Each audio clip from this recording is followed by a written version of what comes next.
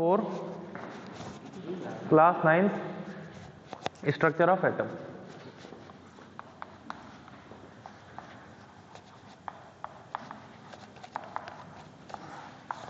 तो इस चैप्टर में देखो क्या होना है, अभी इससे पहले एक चैप्टर पढ़ा है एटम्स एंड मॉलिक्यूल्स, है ना, कोई बात नहीं, फ्रेम में नहीं आएंगे, कोई दिक्कत नहीं। एटम्स और मॉलिक्यूल तुमने चैप्टर पढ़ा हुआ है ना, तो उसमें हमने सिर्फ एटम्स के बारे में पढ़ा है, जैसे कि एटम्स का साइज क्या हो सकता है। आवाज आ रही सबको? मास्क से कोई प्रॉब्लम तो नहीं हो रही कि आवाज ना पहुंच रही पीछे? ठीक है, कि एटम का साइज क्या हो सकता है, एटम के सिंबल क्या होते हैं, एटम का शेप के बारे में अभी नहीं पढ़ा था, है ना। सिंबल पढ़े थे सबने, 3rd चैप्टर में याद करो, उसमें मॉडर्न सिंबल और पुराने वाले सिंबल तुम लोगों ने पढ़े थे। एटम के रेडियस के बारे में कि 10⁻⁻10 मीटर तक का होता है, ऐसा कुछ ध्यान आ रहा है थोड़ा थोड़ा, है ना। नाम कैसे रखे गए थे, जो शुरू के लेटर होते हैं, जैसे कॉपर की स्पेलिंग COPPER, ठीक है, तो इसका शुरू का ले लिया Cu, है ना। जो यहाँ के नहीं है वो ग्रीक वर्ड से उठाए गए, जैसे हाइड्रोजन का H है, सिंपल समझ में आ रहा है ना, मगर पोटेशियम का K है, ये समझ में नहीं आ रहा, है ना। तो ये कहाँ से लिए गए, ये चीजें ली गई थी जो ग्रीक वर्ड के, इनके जो नाम थे एलिमेंट्स के, उनके शुरू के 2 अल्फाबेट लिखे गए थे। फिर एलिमेंट का नाम लिखने का रूल था कि किसी भी एलिमेंट का नाम लिखने के लिए क्या करना होता है, पहला लेटर कैपिटल, बाद वाला छोटा। जैसे अभी भी कुछ लोग गलती करते हैं, क्लोरीन लिखना है Cl, तो हमने देखा 9th क्लास में भी आके ऐसे लिख देते हैं ना, या ऐसे लिख देंगे या ऐसे लिख देंगे, ठीक। तो याद रखो, जब भी कभी कोई एलिमेंट ऐसा है जिसमें 2 अल्फाबेट हैं उसके नाम में, तो पहला लेटर कैपिटल लिखा जाता है और दूसरा लेटर स्मॉल लिखा जाएगा, ठीक है। फिर कुछ लोग जो नंबर उसमें लगाए जाते हैं उसमें, है ना, जैसे सपोज 2 एटम, तो इसमें भी बहुत गलती कर देते हैं, कैसे लिख देते हैं, ठीक है। तो अब इन चीजों में फर्क समझो, है ना। चलिए खैर, अब आ जाते हैं, अब ये जो चैप्टर है ये है स्ट्रक्चर ऑफ एटम के बारे में, मतलब ये जानने की कोशिश करी गई कि एटम दिखता कैसा होगा। जैसे एटम के बारे में तो हमने सुन लिया, उसके सिंबल के, उसके साइज के, इन सब चीजों के बारे में सुना, अब कोशिश करी कि एटम कैसा दिखता हो, है ना। तो जो सबसे पहला तुम्हारे सिलेबस में है Thomson's model of an atom, Thomson's model of an atom, ठीक है। थॉमसन ने क्या मॉडल दिया था, इस पे थोड़ा सा बात करो। एनसीईआरटी सभी के पास है, होगी ना? नहीं है तो कोई बात नहीं, कोई सी तो बुक होगी। विवा है, अच्छी बात है। जो भी है, अगर एनसीईआरटी भी है ना, तो सामने ओपन कर लो, ठीक। तो इन्होंने जो स्ट्रक्चर ऑफ एटम जो बताया था कि कैसा हो सकता है, उसके कुछ पॉइंट्स थे वो मैं बता रहा हूं। इन्होंने बताया था the atom was spherical in shape, जो एटम है वो स्पेरिकल है।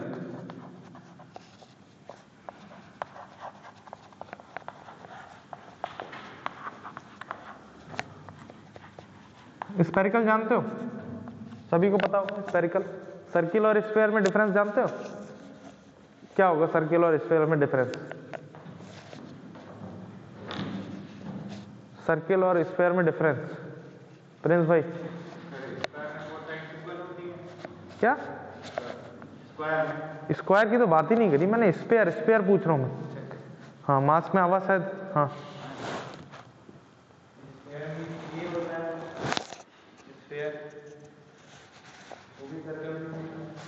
और कोई, हाँ बताओ। अच्छा, नहीं डिफरेंस किसी को समझाना है तो कैसे समझाओगे? हाँ बताओ। सर्किल जो है वो कैसा शेप है? 2D शेप है, ठीक है। हाँ बैठो, सही बता दिया। Circle is a 2 dimensional figure, है ना, while sphere is a 3 dimensional shape. किसी सर्किल को डिफाइन करने के लिए सिर्फ 2 डायमेंशंस की जरूरत होती है, अभी डायमेंशंस क्या भला ये समझा देते हैं, कर दो। जैसे सपोज ये डस्टर है ना, ग्राफ सबने पढ़ा है, ग्राफ में क्या होते हैं, एक्स एक्सिस और वाई एक्सिस सबने पढ़ा है इस तरीके से। ये एक एक्स एक्सिस हो गया हमारा और एक वाई एक्सिस हो गया, ठीक। तो अगर मैं यहां पर सर्किल को ड्रॉ कर दूं तो सर्किल मैं बता दूंगा एक्स एक्सिस पे यहां तक है, वाई एक्सिस पे यहां तक है। ये तो हो गई 2 डायमेंशनल की बात। क्या इस डस्टर को इस ग्राफ पे बता सकता हूं मैं? नहीं, क्योंकि डस्टर की मैं 2 ही चीजें यहां पे बता सकता हूं, या तो मैं लेंथ ब्रेथ बताऊंगा, जैसे सपोज एक तरफ लेंथ बता दी, एक तरफ उसकी ब्रेथ बता दी, है ना, लेंथ ब्रेथ बताऊंगा, या फिर लेंथ हाइट, कोई 2 चीजें बता सकता हूं। मगर अगर सपोज मैंने लेंथ और ब्रेथ बता दी ग्राफ पे, है ना, तो मैं हाइट नहीं बता पाऊंगा, जो कि ये है ना। तो अगर किसी भी चीज को सारी चीजें उसकी बतानी है, लेंथ ब्रेथ हाइट मेरी तुम्हारी अगर बतानी है, तो हम क्या करेंगे, 3 डायमेंशनल्स का सहारा लेते हैं, जिनको हम बोलते हैं एक्स वाई और जेड, ठीक है। तो स्फीयर इसीलिए बोल रहा हूं, स्फीयर एक 3 डायमेंशनल है। कोई बॉल होगी, बॉल यहां पर रखेंगे तो वो ऐसे में भी होगी, ऐसे में भी होगी और ऐसे में भी होगी, है ना, जबकि सर्किल इज अ 2 डायमेंशनल। तो यहां पर फर्क समझ लो, क्योंकि बुकों में जब डायग्राम बना होगा तो वो सर्किल का ही बना होगा, क्योंकि बुक में 3D बुकें नहीं आई हैं अभी, है ना, वीडियोस तो आ गई हैं मगर बुक नहीं आई है अभी 3D। चलिए क्या,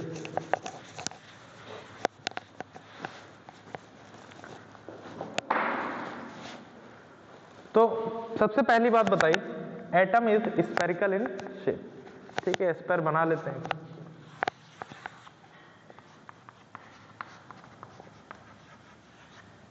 ठीक है, फिर दूसरी बात उन्होंने बताई, the positive charge is spread all over the atom.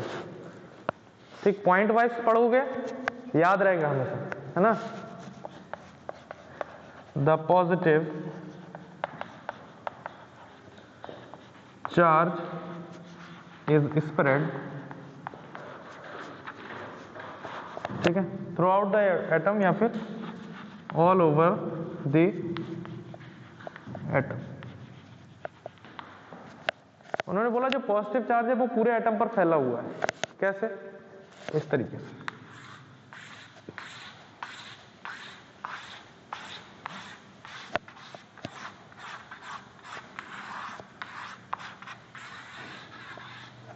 समझ में आया? क्या है? एटम है, स्फेरिकल शेप का है और पूरे पर पॉजिटिव चार्ज फैला हुआ है। ठीक है प्रिंस भाई, समझ में आया? दूसरी बात, the negative charge electrons are embedded in this. ठीक, द नेगेटिवली लिख देते हैं या नेगेटिव लिख दो,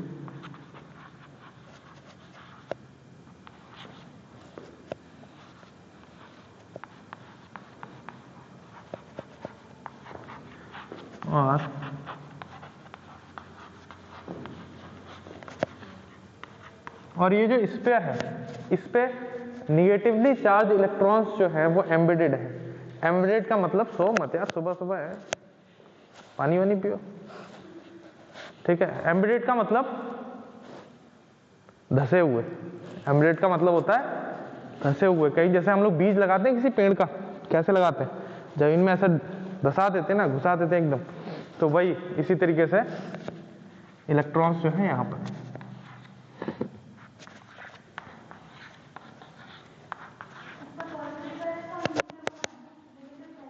क्या हुआ? नहीं, ऊपर नीचे नहीं है, पॉजिटिव चार्ज में धसे हुए।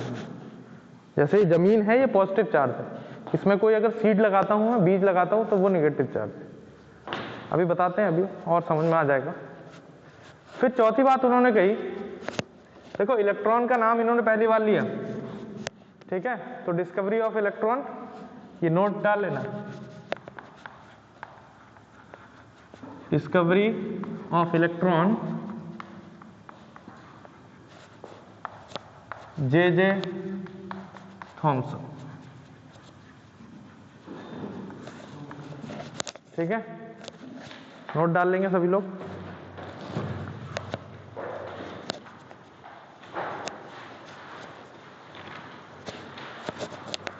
नेक्स्ट बात उन्होंने जो बोली, उन्होंने बोला the magnitude of positive and negative charge was equal.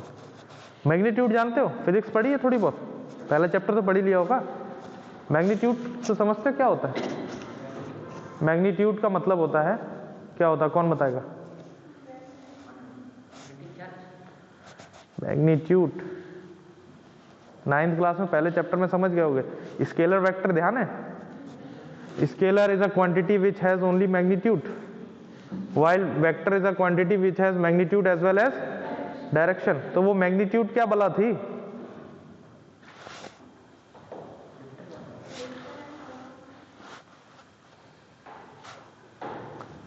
हम 5 किलोमीटर साउथ की तरफ गए, ठीक है, इसमें साउथ की तरफ गए, ये तो डायरेक्शन है।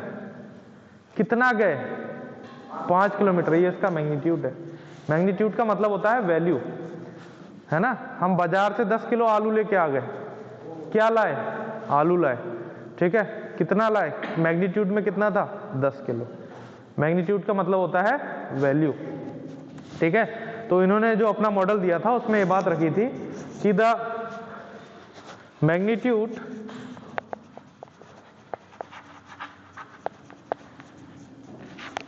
Of negative and positive charge was equal। अच्छा, जब ये इक्वल हो जाएंगे नेगेटिव और पॉजिटिव चार्ज, तो क्या होगा? जब कहीं पर पॉजिटिव और नेगेटिव चार्ज इक्वली है ना, तो क्या होगा? आपस में कैंसिल कर देंगे एक दूसरे को, हाँ, ठीक है। तो हम क्या लिख सकते हैं? सो the atom as whole is electrically neutral। ठीक है, तो जो एटम है वो कैसा है? इलेक्ट्रिकली न्यूट्रल होगा। तो ये कुछ उनके क्या थे? पोस्टुलेट्स थे, है ना। अच्छा, एक और बात, उन्होंने अपने जो मॉडल था, जो मॉडल दिया था उन्होंने, उसको कंपेयर किया था एक तो क्रिसमस पुडिंग से। अब ये तो विदेश की बात है, हमारे देश में आ जाओ तो उन्होंने वाटरमेलन से कंपेयर किया था। जो उस क्या किया था? वाटरमेलन से कंपेयर किया था। वाटरमेलन से कंपेयर क्यों किया था ये समझ लें। वाटरमेलन होता है स्फेरिकल शेप में होता है, ठीक है। उन्होंने जो उसका रेड पार्ट बताया था, जो रेड पार्ट बताया था वो उसका पॉजिटिव चार्ज बताया था। The red part was it's positive charge which was spread all over the atom. जैसे एटम में पॉजिटिव चार्ज फैला हुआ, वैसे वाटरमेलन में क्या होता है? रेड जो ईडेबल पार्ट होता है, जो खाने लायक पार्ट होता है, पूरे में फैला हुआ होता है ना। और उसके जो बीज होते हैं, उसके जो सीड्स होते हैं ब्लैक कलर के, उनको उसने कंपेयर किया था इलेक्ट्रॉन से, जो कि बीच में धसे हुए होते हैं। कभी वाटरमेलन देखा है ऐसे काट के, है ना? क्या होता है? नेगेटिव, सॉरी, जो उसके सीड्स होते हैं वो उसमें पूरे में होते हैं, तो उन्हीं को उसने क्या किया? नेगेटिव चार्ज बताया, ठीक है। और एक और जरूरी बात, जो ये वाला पॉइंट बहुत इंपॉर्टेंट है, मैग्नीट्यूड जो था वो दोनों चार्जेस का इक्वल था, जिसकी वजह से जो एटम है, atom as a whole was electrically neutral. Clear है सबको? समझ में आ गया? ठीक है।